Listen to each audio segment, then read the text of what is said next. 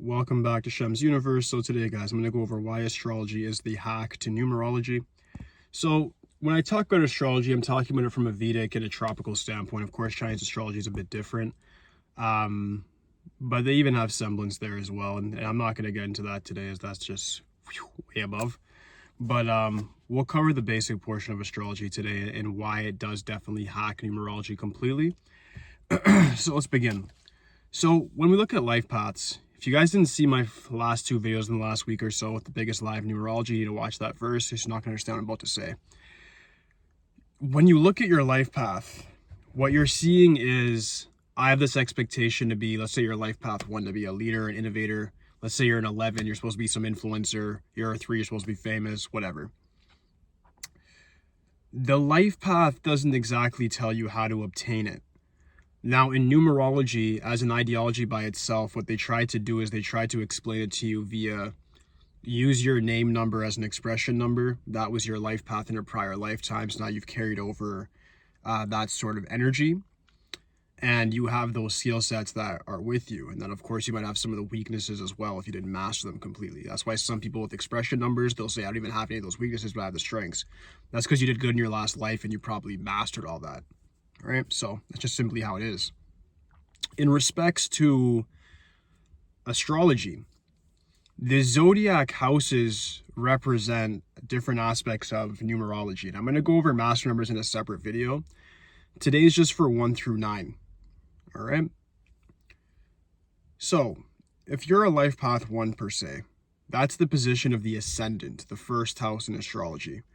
The first house is the house of self, the house of the attitude of a person, how they're perceived, general traits in respects to pretty much what a person is going to be like. When you're a life path 1, you need to be the center of your own universe. In numerology, they're going to talk against that a bit. It's represented by Aries, which is Mars. It's cool, but you don't have to care about any of that. I know a lot of you guys in the comments, I read everything. You guys were debating me on, oh, well, number 1's supposed to be the sun, not Mars, and da. Cool. Whatever, sure. Believe what you want. But the fact still remains that you still have to take these traits to get ahead. So, with the house number 1, you need to take the traits and understand that the lessons in life is going to be around you focusing on yourself. As a life path 1, you usually sabotage yourself if you don't put yourself first or focus on yourself. Now, I'm not saying to be a selfish, obnoxious piece of garbage, but what I am saying is that you have to put yourself first and make it so you're in a self-actualizing sort of path in life. You're always getting ahead. You're always on that sort of trajectory, right? That's the only way you're actually going to get ahead and get things done. As a 1, the moment you stop focusing on yourself and start gossiping about other people, focusing on other people, not really focusing on your goal, your imperative in life, is that's when you immediately fail and your life goes on a decline. So it's really that obvious. All you have to do is focus on yourself, focus on hitting certain goals or imperatives, and let the world or your reality be a reflection of your mentality, mind over matter. All right, we're going to get back to that with the 8 as well, why they're both represented by Mars, but we'll get back to it. Life path 2s. A lot of you guys don't believe in life path 2. Cool. I don't care. There is life path 2. If you have a life path 20, you're a 2. So yeah, accept it. If you're a life path 2, it's going to really surprise you. Life path 2 has a lot to do with looks, the facial features. People don't even know that, because it has a lot to do with house number 2, which is about finances, certain aesthetics and appearance. As a 2, they tell you guys, oh, you should be very cooperative, diplomatic, put other people before yourself, be empathetic, be the oak tree that bends but doesn't break. I've been the bridge and I've said all these things, but the glitch with this, especially if you get a reading from me or a consult, I'll say it very differently. If you're a life path number 2, you should be focused on your money. And this was going to surprise a lot of you guys. If you're a 2, you should actually be focusing on your money. You should be focusing on how you can actually accumulate more money, more income streams. You need to be focusing on your appearance. Now, you'll be like, hey, why? Whether you're a man or a woman, you need to be able to provide for yourself as a 2. That way you're going to attract the right partner to you. Because as a number 2, you guys will always get put second in people's lives. This is a big glitch that nobody talks about with life path 2s, and this is also as 11s as well. But 11s have a little bit of a hack to it where I'm going to cover them in a separate video. But twos very specifically are very much able to always be put second in people's lives. You have to sort of learn that if you put yourself first, meaning your financial situation, your swag, all that stuff first, you're going to attract people that start putting you first as well, or at least treat you like an equal. Instead of having these treacherous people around you that either lie to you, rip you off, put you in financial deficits. These are all things that are in the algorithm for the two to learn. So I'm trying to get you a step ahead by saying just focus on your finances initially. If you focus on your finances initially, nobody can screw you over financially. You focus on your appearance, that's self-care, that's good karmic blessings for yourself. You're taking care of the temple of God, which is yourself, and you're taking care of the pelt over, which is your clothes, everything like that. When you take care of your current reality, your current situation, you then are going to be able to transcend the reality you currently have, and you'll be in a situation where people will actually look to you with a lot more respect than they previously have. Number two has to work for respect harder than any other life path, because it's the whole thing of number two. They get put behind, right? It's a feminine energy that they get put behind. Oh, be here, cheer me on, do this, do that. You're not meant to be that. You guys are very powerful people. You guys deserve respect, and you guys manifest money faster. This is a hidden gem again. Most other numbers.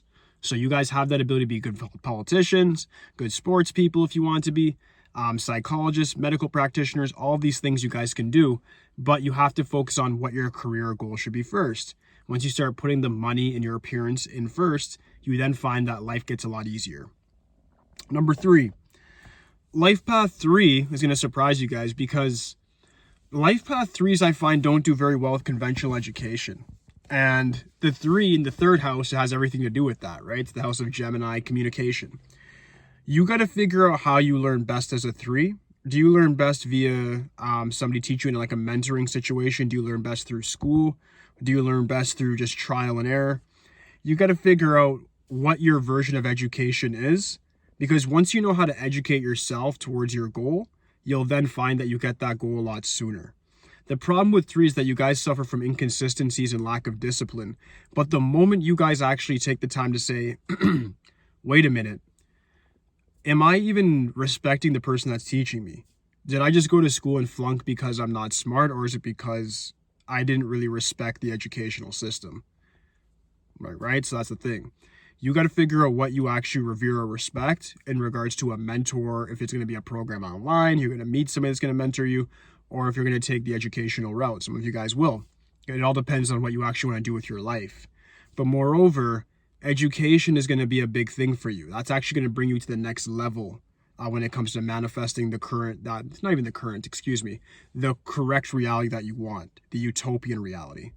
You got to figure out a way to get yourself self-educated, whether that be through using post-secondary, college, or university, or if that's going to be through learning from other people, or just teaching yourself how to do something. The moment you figure that part out, you're going to bridge yourself to success that much faster. Number 4, like I said, guys, I'm going to go over master numbers in a separate video, because it's different houses, and you'll see. Number 4, you guys are probably thinking like, okay, where do I apply with the 4th house? Number 4 people have the worst family lives. You guys like have the worst family lives I've ever seen. Most 4s usually know one of their parents, not even both, or they're in a situation where they're on the complete opposite spectrum of the family that they're born into. If their families are conservatives, they're liberal. If their families are liberal, they're conservative. Like it's again everything. Like they're just the polar opposite of their family. And there's a reason for that. You guys are meant to innovate. You guys are meant to invent new things and go along your own path in life, because you guys are very hard workers, but you guys are also very individualistic, which nobody ever really talks about. They just describe 4 as this workhorse that's just supposed to work for a corporation or a government and then exercise law and order in whatever situation they're in, be that enforcement, and that's it. That's not true. You guys are meant to forge your own path and then enforce that. Enforce your mindset, enforce your will on the world. Whether you're a life path 4, 13, 22 we'll get to, 31, 40, what have you, right? So if you're a number 4 person, the moment you figure out who your true family is the moment you find an enormous amount of success in your life. What do I mean by that? The family you're born into might not be the family that you're meant to be around or who you're meant to label as family. Family is who respects you and who uplifts you and who helps you actually achieve the goals that you want, right? So as a 4, you might have friends that are more so your family. Or if you have a good, maybe there's certain people in your family that are very helpful to you. But the moment you're able to label who's actually family to you and who's not, when you can divide that down, is when you're going to find true success in life. Before that, you're not going to find any success whatsoever. You're just going to keep going in the spiral of failures because you're always going to be damaged by a trauma from your family, which perpetuates into your career, which perpetuates into your social and entire life. All right. Number 5. Number 5, you guys have the fun stuff, right? Recreational life, children, da-da-da. The 5th house is Leo, Sun, all this stuff. Cool. We're not going to worry about the planetary influence today. I can tell I offended a lot of you guys, so I'm not going to get to that today. I'm going to prove my point in other videos and do a separate thing and show you guys why they divide this information on us so that we became confused and we don't understand how to actually apply the knowledge in the correct way.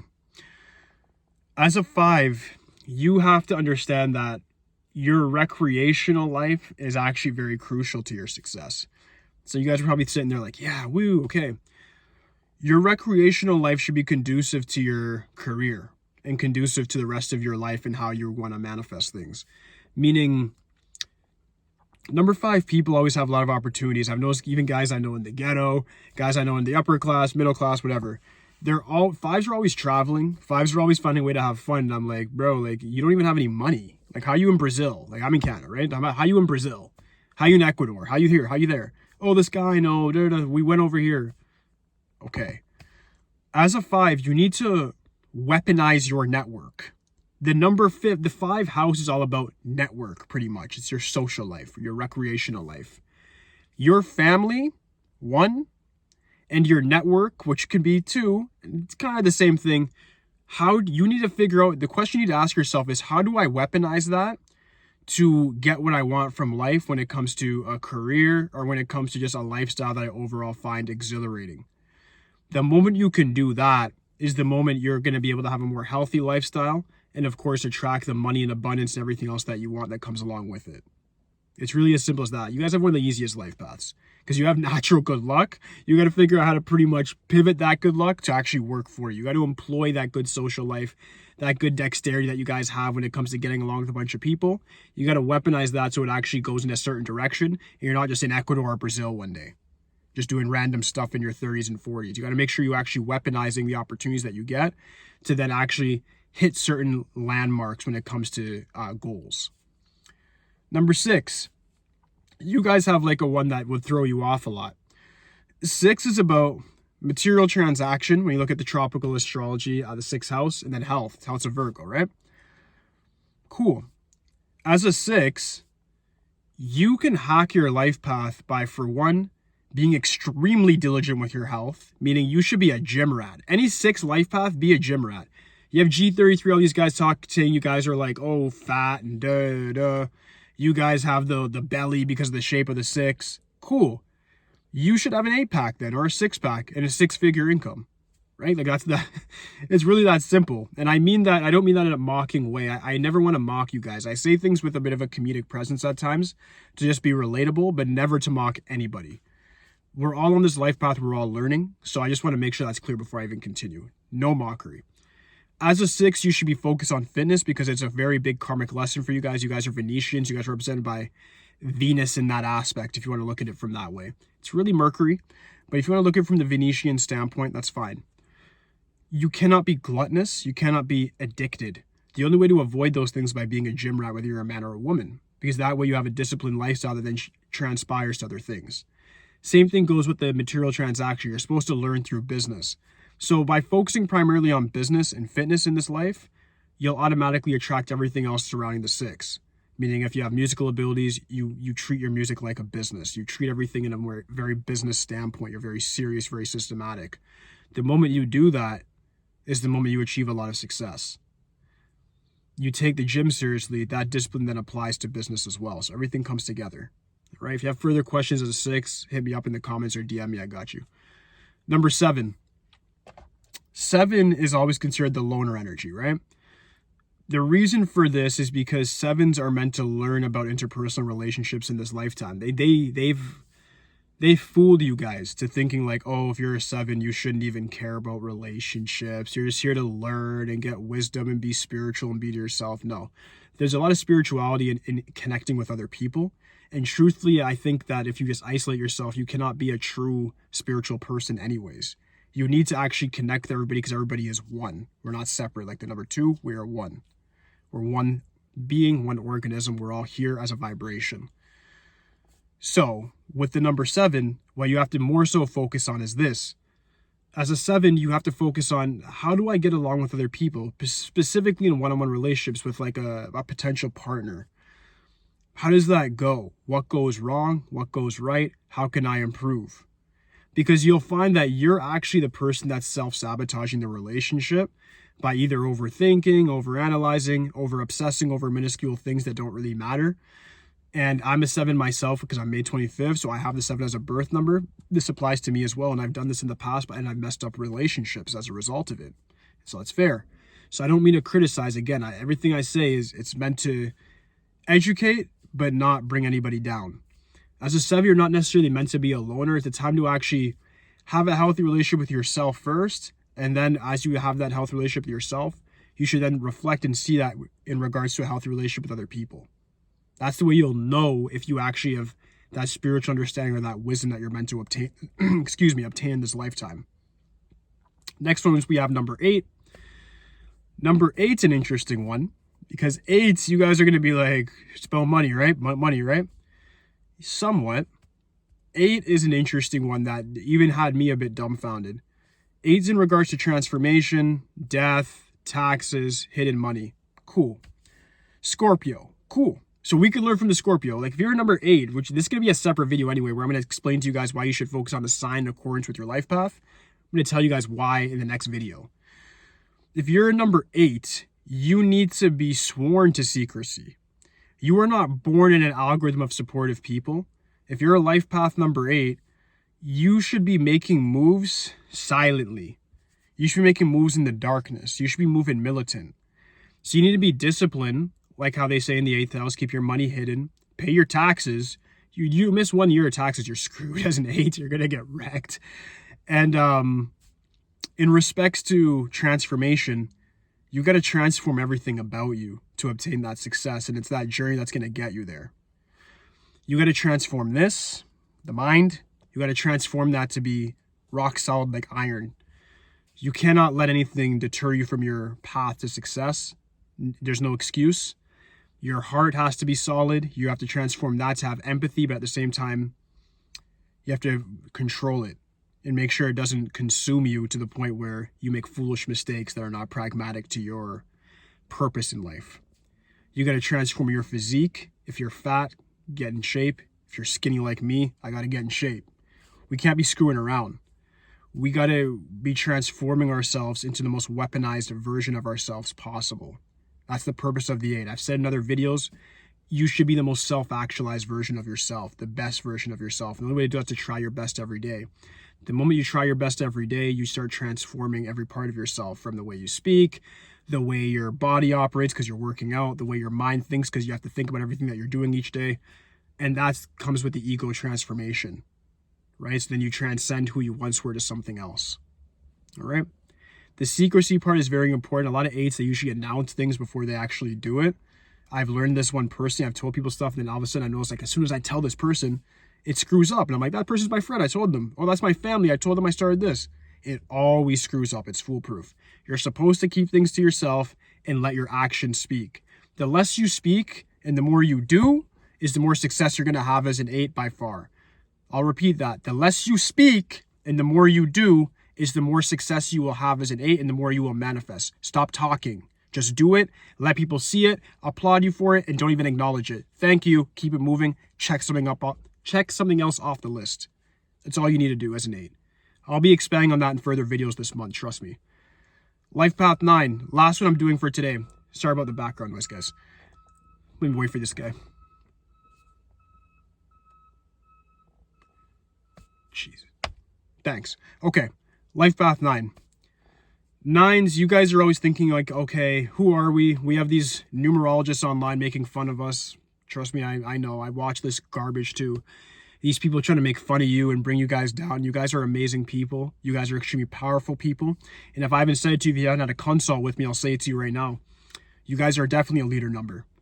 You guys, I don't care what G33, any of these other idiots have to say about it. You guys are a very smart set of people. Reason being is this. You guys have the ability to be like the lobbyist archetype, right? Before I even get into the house part of it. The number 1 is a president, the leader, the face. They're very out there, right? The number 9 is that person that's behind the scenes you don't see, that's controlling everything. And there's a reason for that. The 9 is the brain behind an operation. You guys are very smart. You guys are very adaptable. The 9, as a life path, insinuates that you're here to learn and experience life. And that's what you're born to a situation that you're meant to learn about. Instead of going against the grain and trying to shake yourself out of the reality that you're in, you need to learn to almost accept it. And I don't mean accept mediocrity or accept being a peasant, being somebody who's poor your whole life. Definitely not. But you got to accept the parts of life that you're born into and say appreciate all of it and learn from it. Every day should be a learning experience for you. As a 9, you need to just have your thinking cap on and just be that person that's a student every day. The more you perceive yourself as a student to life instead of trying to just dominate and control it, is the more you're going to have success in life. I'm going to delve into this a lot deeper in future videos. This is just a very foundational video, guys. As a 9, all you have to take from this is you need to just educate yourself in everything. The people around you, your friends, get education from them. Your enemies, learn about that too. Why they betray me? Why they like this? Why they not like me? From yourself, reflect every day. Be that person that has the student mind. You're meant to learn and learn and learn this life. You're meant to be a universal student in this life, and there's a reason for that. I'll get into that in another video, but there's a reason for that. I'm not going to gatekeep it. We're going to give it out for free. It's coming in another video.